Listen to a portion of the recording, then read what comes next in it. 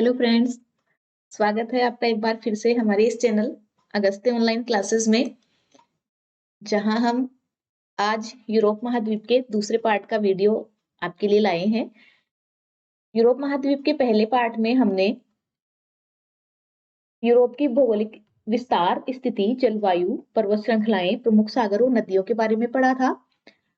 Europe के इस दूसरे वीडियो में हम यूरोप की प्रमुख झीलें, विभिन्न चैनल्स और जल संधियां, खाड़ियां, मरुस्थल, प्राकृतिक वनस्पति और कृषि के बारे में पढ़ेंगे। लेकिन पढ़ने से पहले आप सबसे एक छोटी सी रिक्वेस्ट है कि आपने अगर अभी तक हमारा चैनल सब्सक्राइब नहीं किया तो आप इसे सब्सक्राइब कर लें और इसके सामने स्थित बेल आइकन को दबा लें। और अगर आपको आज का ये हमारा वीडियो पसंद आता है तो आप इसे लाइक और शेयर जरूर करें। और इससे पहले जो वीडियो हमने अपलोड किए हैं उनके लिंक डिस्क्रिप्शन बॉक्स में नीचे डाल दिए गए हैं। तो चलिए शुरू करते हैं यूरोप महाद्वीप की प्रमुख झीलों के बारे में। तो यूरोप महाद्वीप की प्रमुख झीलों में अगर हम देखें तो सबसे पहली झील आती है लेक लाडोगा। देखिए, लेक लाडोगा यूरोप की सबसे बड़ी झील है जो यूरोपीय रूस में स्थित है। यानी यूरोप की सबसे बड़ी झील है लेक लाडोगा जो यूरोपीय रूस में, यानी रूस दोनों महाद्वीपों में आने वाला, एशिया और यूरोप दोनों में स्थित है। तो रूस का जो हिस्सा यूरोप में आता है उसे यूरोपीय रूस भी कहा जाता है। तो उस यूरोपीय रूस में स्थित है लेक लाडोगा और यह एक मीठे पानी की झील है। यूरोप की सबसे बड़ी झील है और मीठे पानी की झील है। नक्शे में अगर हम लाडोगा की स्थिति देखें तो ये झील जो हमें दिख रही है ये है लेक लाडोगा। नेक्स्ट जो झील है वो है lake Onega. Lake Onega Ladoga के पश्चात यूरोप की दूसरी सबसे बड़ी झील है जो लाडोगा के पास में ही यूरोपीय रूस में स्थित है और यह भी मीठे पानी की झील है। देखिए, ओनेगा झील की स्थिति अगर हम नक्शे में देखें तो ये झील जो हमें दिख रही है ये है लेक ओनेगा। ये यूरोप की दूसरी सबसे बड़ी झील है लाडोगा के पश्चात। नेक्स्ट झील है लेक ऑफ कॉन्स्टेंस। देखिए, लेक ऑफ कॉन्स्टेंस जो झील है वो आल्प्स के उत्तर में, आल्प्स पर्वतमाला जो है, देखिए ये आल्प्स पर्वतमाला है और इस आल्प्स पर्वतमाला के उत्तर में ये जो झील है ये है लेक कॉन्स्टेंस, यहाँ स्थित है। और इस लेक ऑफ कॉन्स्टेंस से ही राइन नदी निकलती है, यानी राइन नदी का जो उद्गम क्षेत्र है वो है लेक ऑफ कॉन्स्टेंस। नेक्स्ट जो झील है यूरोप महाद्वीप की वो है लेक हॉर्न इंडला स्वानेट। देखिए, जो लेक हॉर्न इंडला स्वानेट है वो नॉर्वे में स्थित है, नॉर्वे के तटीय भाग में स्थित है और इसकी विशेषता ये है कि ये यूरोप की सबसे गहरी झील है। देखिए, यूरोप की सबसे बड़ी झील लेक लाडोगा है और अगर हम देखें यूरोप की सबसे गहरी झील तो वो है लेक हॉर्न इंडला स्वानेट। देखिए, अगर इसकी स्थिति हम नक्शे में देखें तो ये नॉर्वे के तटीय भाग में लगभग यहां स्थित है। नेक्स्ट झील है लेक वेटर्न। देखिए, लेक वेटर्न स्वीडन में स्थित झील है और नेक्स्ट जो झील है वो है लेक वेनर्न। वेटर्न और वेनर्न दोनों ही स्वीडन में स्थित हैं, दोनों पास पास में स्थित हैं। अगर इनकी स्थिति हम मैप में देखते हैं तो देखिए, ये जो झील है ये है वेनर्न और इसके दक्षिण में ये जो झील है ये है वेटर्न। लेक वेनर्न और लेक वेटर्न दोनों ही स्वीडन में स्थित है। इन झीलों के अलावा भी यूरोप में कई झीलें हैं। इन झीलों के नाम हम एक बार देख लेते हैं कि कौन कौन सी झीलें हैं। इनका सिर्फ नाम हमें ध्यान में रखने की जरूरत है कि ये यूरोप महाद्वीप की झीलें हैं। तो इनमें है लेक आउलजाओ, पस्को, लिमेन, पुलावेसी, स्टोर्सजोन, एवरन, आइसेल, बालाटन, पीप्सी आदि झीलें। अब हम पढ़ेंगे यूरोप के विभिन्न चैनल और जल संधियों के बारे में। देखिए, तो सबसे पहला चैनल है वो है इंग्लिश चैनल। इंग्लिश चैनल की स्थिति अगर हम देखें तो ये फ्रांस और इंग्लैंड के मध्य स्थित है, यानी इंग्लिश चैनल के माध्यम से जो इंग्लैंड है वो यूरोप की मुख्य भूमि से जुड़ता है। देखिए, यहाँ ये फ्रांस है और ये जो हिस्सा है ये इंग्लैंड का ग्रेट ब्रिटेन का हिस्सा है, तो इनके बीच में जो ये चैनल है ये है इंग्लिश चैनल। तो इंग्लिश चैनल फ्रांस और इंग्लैंड के बीच में है, जो इंग्लैंड को फ्रांस से जोड़ता है। नेक्स्ट जल संधि है डोवर जल संधि। डोवर जल संधि भी इंग्लैंड के दक्षिण भाग में स्थित है और ये जल संधि इंग्लिश चैनल को उत्तरी सागर से जोड़ती है। देखिए ये जो चैनल है इंग्लिश चैनल, यहाँ उत्तरी सागर स्थित है। तो इस उत्तरी सागर को यहाँ जो जल संधि जोड़ती है वो है डोवर जल संधि। डोवर जल संधि। नेक्स्ट जो चैनल है वो है Saint George Channel. Saint George Channel की स्थिति उत्तरी जो आयरलैंड है, सॉरी आयरलैंड और वेल्स के मध्य स्थित चैनल। जो सेंट जॉर्ज चैनल है वो है आयरलैंड और वेल्स के मध्य स्थित चैनल है। ये सेंट जॉर्ज चैनल है जो आयरिश व अटलांटिक सागर को जोड़ता है। अगर इसकी दो जलीय भागों को मिलाने की स्थिति देखें तो ये दो जलीय भागों में इस आयरिश सागर को, ये आयरिश सागर है और ये यहाँ अटलांटिक महासागर है, तो इस अटलांटिक महासागर को आयरिश सागर से जोड़ता है Saint George Channel. Next channel है नॉर्थ चैनल। नॉर्थ चैनल उत्तरी आयरलैंड व स्कॉटलैंड के मध्य स्थित चैनल है। देखिए स्कॉटलैंड ग्रेट ब्रिटेन का हिस्सा है और इस स्कॉटलैंड इंग्लैंड और वेल्स यानी ग्रेट ब्रिटेन में जब उत्तरी आयरलैंड मिलता है तो ये मिलकर बनता है यूनाइटेड किंगडम। तो यहाँ पर स्कॉटलैंड और उत्तरी आयरलैंड के मध्य जो चैनल स्थित है वो है नॉर्थ चैनल। यहाँ पर स्थित है नॉर्थ चैनल। नेक्स्ट जल संधि है वो है जिब्राल्टर जल संधि। देखिए जिब्राल्टर जल संधि दो महाद्वीपों को पृथक करती है, यूरोप और अफ्रीका को। यूरोप और अफ्रीका के बीच में जो जल संधि है वो जिब्राल्टर जल संधि है। अगर देशीय स्थिति देखी जाए कि किन दो देशों के बीच में स्थित है, तो यूरोप के स्पेन और अफ्रीका के मोरक्को के बीच में ये जल संधि स्थित है। और दो सागरों के मध्य अगर इसकी स्थिति देखी जाए तो ये अटलांटिक महासागर को भूमध्य सागर से जोड़ती है। देखिए जिब्राल्टर जल संधि, हम मैप पे देख लेते हैं इसकी स्थिति। तो यहाँ पर ये जिब्राल्टर जल संधि स्थित है। ये यूरोप को, ये जो हिस्सा है यूरोप का है और ये यहाँ ये जो हिस्सा है ये अफ्रीका का है। तो ये यूरोप को अफ्रीका से पृथक करती है। देशीय स्थिति अगर हम देखें तो ये यूरोप का स्पेन है और ये अफ्रीका का मोरक्को है। तो यूरोप के स्पेन और अफ्रीका के मोरक्को के बीच में स्थित है। और जलीय स्थिति अगर हम इसकी देखें तो ये यहाँ पर अटलांटिक महासागर, अंध महासागर और यहाँ ये भूमध्य सागर स्थित है। तो ये भूमध्य सागर को अंध महासागर से या अटलांटिक महासागर से जोड़ती है। नेक्स्ट जो जल संधि है वो है मेसिना जल संधि। मेसिना जल संधि इटली व सिसिली द्वीप के मध्य में स्थित है। देखिए इटली की स्थिति अगर हम नक्शे में देखें तो ये जो देश है इटली है और इसके पास में एक छोटा सा द्वीप स्थित है सिसिली द्वीप, इस पे इटली का ही अधिकार है।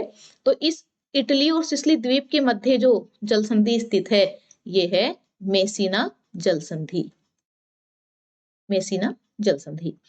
नेक्स्ट जल संधि है बोस्फोरस जल संधि। बोस्फोरस जल संधि मरमरा सागर और काला सागर के बीच में स्थित है। देखिए यूरोप के दक्षिण में काला सागर की स्थिति अगर हम देखें, ये यूरोप के दक्षिण में काला सागर स्थित है और ये जो काला सागर है इसके दक्षिण में एक छोटा सा सागर जलीय भाग स्थित है, ये जो है मरमरा सागर।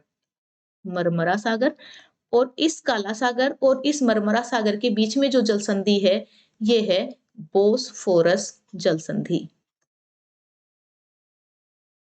बोस्फोरस जल संधि मरमरा सागर और काला सागर के मध्य स्थित है। नेक्स्ट है केर्च जल संधि। देखिए बोस्फोरस की तरह ही केर्च जल संधि भी काला सागर से संबंधित है। बोस्फोरस मरमरा और काला सागर के बीच थी और केर्च जल संधि जो है वो काला सागर व एजोव सागर के मध्य स्थित है। देखिए काला सागर के उत्तर में एक छोटा सा सागर और है अजोव सागर। देखिए तो ये इस अजोव सागर और काला सागर के बीच में जो जल संधि है वो है केर्च जल संधि। नेक्स्ट जो जल संधि है वो है ओट्रांटो जल संधि। देखिए ओट्रांटो जो जल संधि है वो एड्रियाटिक सागर को आयोनियन सागर से जोड़ती है। एड्रियाटिक सागर की स्थिति अगर हम देखें तो इटली के पूर्व में, देखिए ये इटली है, इसके पूर्व में ये जो सागर है ये एड्रियाटिक सागर है, और इसके इटली के दक्षिण में जो सागर है ये आयोनियन सागर स्थित है। तो इसके मध्य जो जल संधि स्थित है वो है ओट्रांटो जल संधि। ओट्रांटो। और अगर देशों की बात करें तो ये इधर पश्चिम में इटली और पूर्व में अल्बानिया को पृथक करती है, यानी इटली और अल्बानिया के मध्य जो जल संधि स्थित है वो ओट्रांटो जल संधि है, जो एड्रियाटिक सागर को आयोनियन सागर से जोड़ती है। नेक्स्ट जल संधि है डारानेल्स जल संधि। डारानेल्स जल संधि मरमरा सागर को एजियन सागर से जोड़ती है। देखिए मरमरा सागर की स्थिति हम देख चुके हैं कि ये जो सागर है ये मरमरा सागर है, और इसके ग्रीस के पूर्व में, देखिए ग्रीस देश की स्थिति अगर हम देखें, ये जो देश है ग्रीस है, और इसके पूर्व में ये जो सागर है ये एजियन सागर है।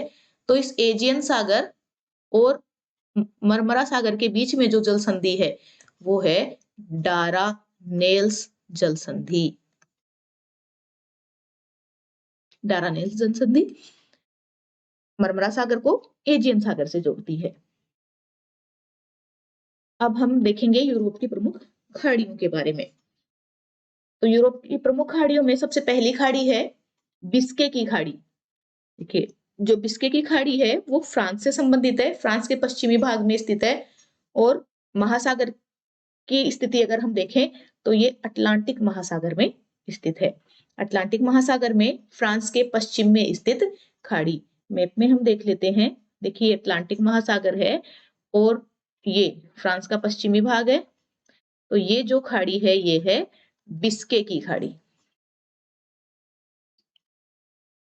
बिस्के की खाड़ी।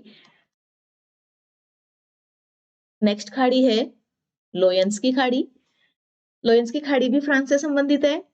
बिस्के की खाड़ी फ्रांस के पश्चिम में स्थित है, और लोयंस की खाड़ी फ्रांस के दक्षिण में स्थित है। देखिए फ्रांस के दक्षिण की स्थिति अगर हम देखें तो ये यहाँ भूमध्य सागर में ये जो खाड़ी हमें दिख रही है वो है लोयंस की खाड़ी।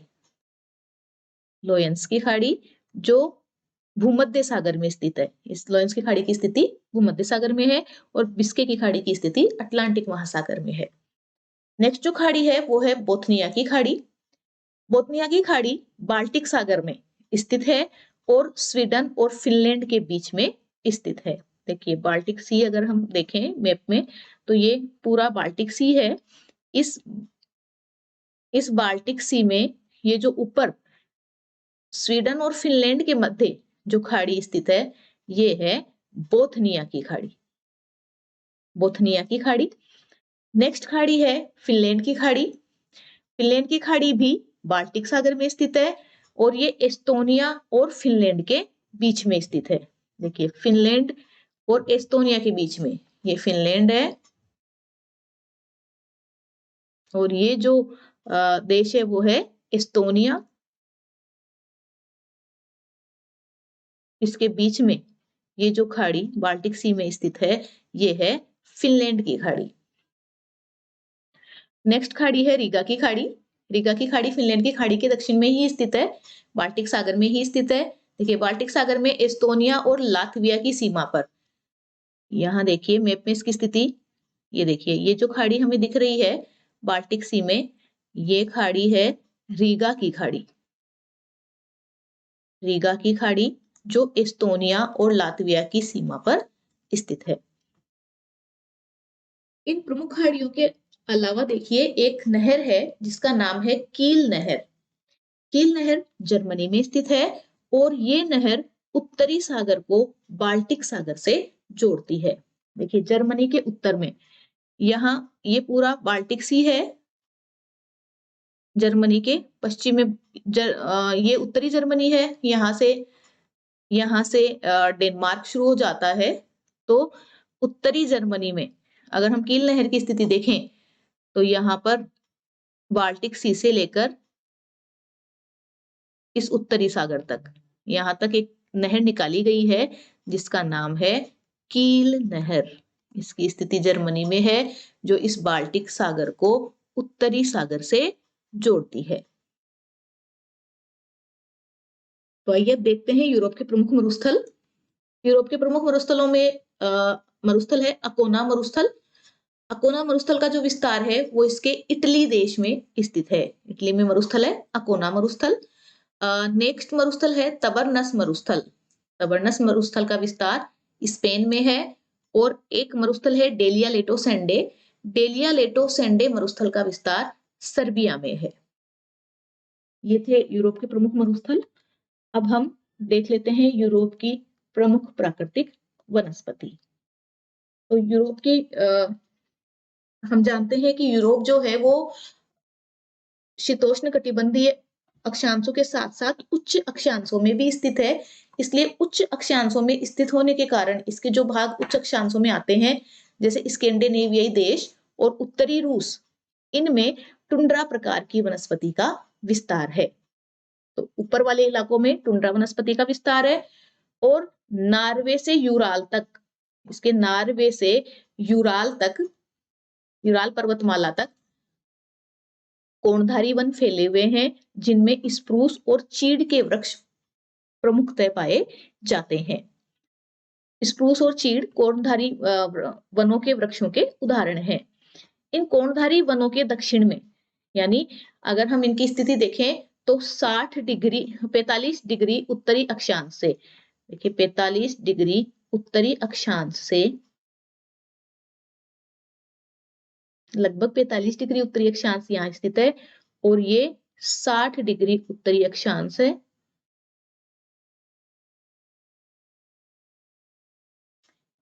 इस एरिया में 45 से 60 डिग्री उत्तरी अक्षांश वाले एरिया में यूरोप के दक्षिणी पूर्वी आंतरिक भागों, जिनमें यूक्रेन, बेलारूस और दक्षिणी रूस शामिल हैं, यहाँ पर स्टेपीज घास के मैदान पाए जाते हैं।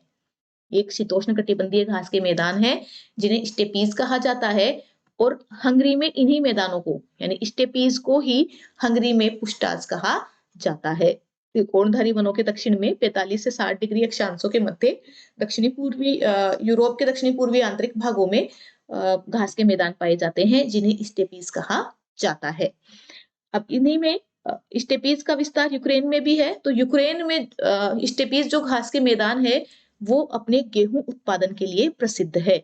तो यूक्रेन में विश्व का प्रमुख गेहूं उत्पादक स्टेपी क्षेत्र है, जिस कारण यूक्रेन को विश्व का अन्न भंडार या विश्व की रोटी की डलिया कहा जाता है। गेहूं के अधिक उत्पादन होने के कारण यूक्रेन को विश्व का अन्न भंडार या विश्व की रोटी की डलिया कहा जाता है।